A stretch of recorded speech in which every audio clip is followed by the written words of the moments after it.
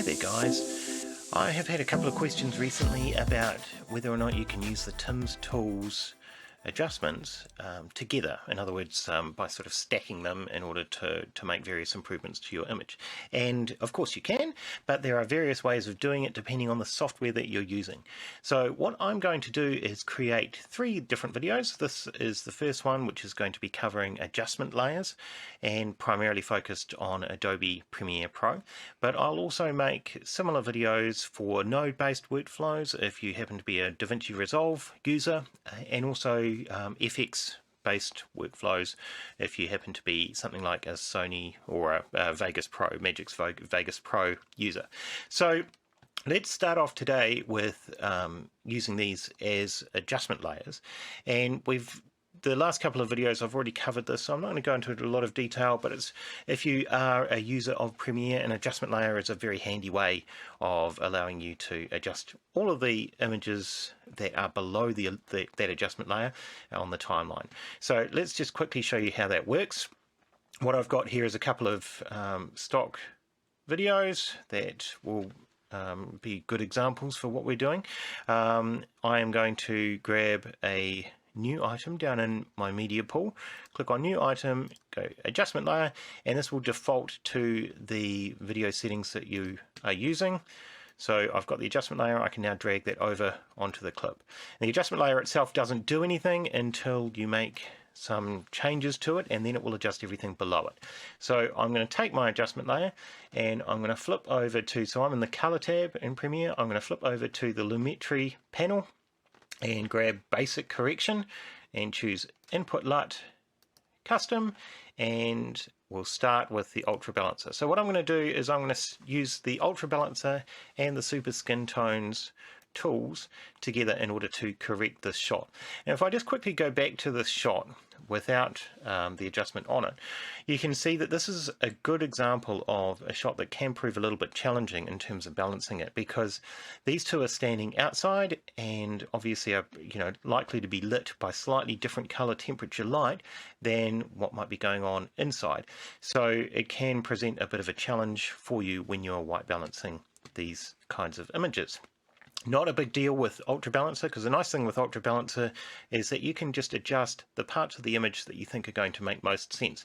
So our focus in this image is probably going to be on these two, so we want to make sure that they are the ones that are correctly white balanced, and we're not worrying too much about the white balance from inside the house itself. So let's get into it. I've unmuted that, so now we are looking at the image using the tool, the Ultra Balancer tool. And the way the Ultra Balancer tool works is it will tell you which direction you need to go with which parts of the image in order to make them white. So you can see if we are using their t-shirts, which I suspect are supposed to be white, as our area for white balancing, you can see we need to go a little bit in the direction of blue and a bit in the direction of the purple as well. So we'll do that. Let's start off with the purple, okay, and then we'll just head in the direction of blue, okay, and once their t-shirts get kind of as white as they can be, which is probably going to be more or less there. I can obviously play with this quite a lot. You're never going to get it absolutely perfect with a shot like this, because clearly there's going to be different light sources hitting it, so you just want to go for as much as possible as it has been turned white, and then we're done. So it only takes a couple of seconds to do this process, and then we can mute the adjustment layer or move it off if you want to, and we've got an image that is correctly white balanced based on their shirts. Now the trouble with white balancing something in the shot rather than using skin tones is that cameras treat skin tones in all sorts of different ways, and they're not necessarily always accurate. So if you get super accurate white balance within your shot, it can mean that you can be emphasizing some of the skin tone problems that might be inherent in the camera itself. So one of the nice things about these two tools is that they work together quite well in that respect. So now we're going to go back up to our adjustment layer, And instead of using Tim's Tools Ultra Balancer, we're going to go down to Browse and we're going to grab Super Skin. All the links are in the description below. And this will basically have just replaced the Ultra Balancer with the Super Skin tool on this adjustment layer. So I'll turn that back on and you can see now, instead of everything being blue and purple, we've just got their skin has come out a little bit green. The way the Super Skin Tones tool works is you need to try and basically get the skin as green as possible in order for it to be accurate. The trouble is that we have just correctly white balanced this image and I don't want to mess with that, so I only want to deal with the skin tone. Within Premiere, the way to do that is probably using a secondary color corrector, and you will have heard me mention before that I am not a Premiere user, so this is just the way that I would go about approaching it. So a secondary color corrector sits on top of your base color corrector, which is in our case the adjustment that we made using the Ultra Balancer, which is back in our basic correction. Actually, I need to make sure that I am clicking on the track itself. All right, so our basic correction, which we did, was this adjustment here, this white balance adjustment, which we did using the Ultra Balancer tool as a guide. Now we're going down to our HSL secondary, and within HSL secondary, some of these you might need to expand in order to use them. You need to click on key, and we're going to start off with just our simple eyedropper, and I'm just going to grab any part of the skin, all right, and then we can use our plus to expand that area that we have selected. Now the trouble is, at the moment we don't really know what we've selected. There's a nice little filter mask tool in here though, that if I just click on that, you can see that we actually haven't selected very much.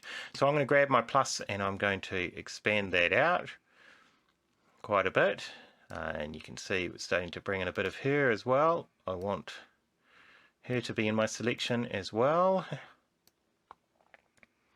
All right, I might have gone a little bit too far there, but that's okay. We can refine this a bit. So you just really need to kind of play with this tool until you're happy that it's mostly selected their skin tones and not too much else. Oops, we want to go that way. All right.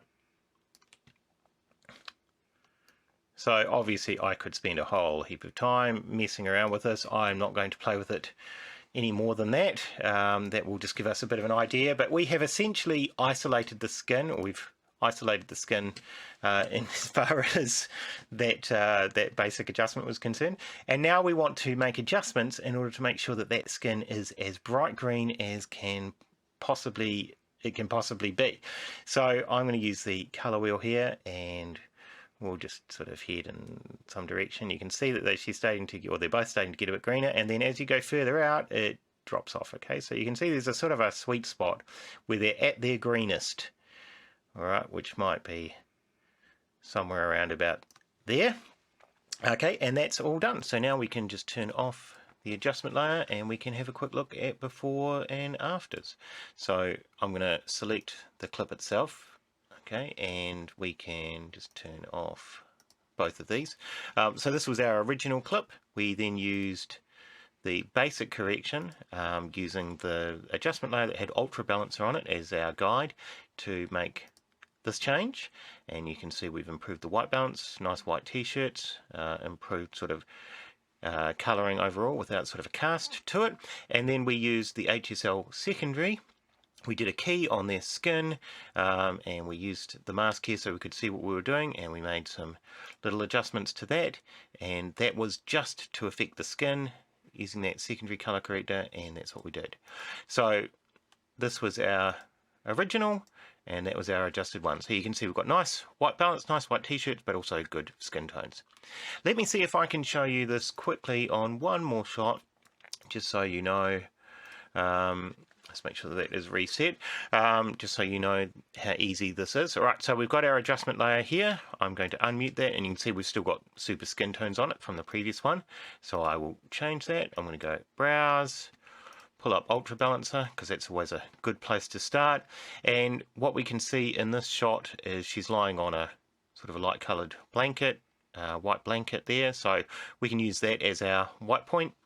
So I'm just going to simply take, whoops, I don't want to do it with that one.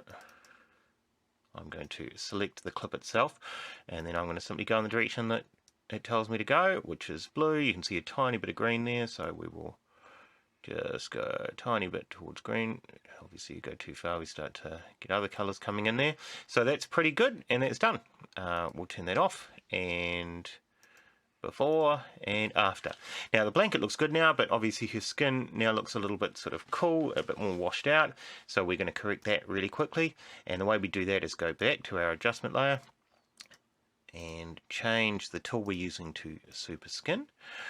Alright, go back to our clip, and we're going to use the secondary color corrector again. So we'll start off by just clicking roughly on the skin and then using the plus key here to widen our selection. We can use the mask to see whether or not we've got a good thing going on. It's not too bad. We'll just smooth it out a bit with these tools, okay, and that's probably fine for our purposes. Obviously you could fiddle around with this as much as you want, but yeah, I'm not going to do it right now.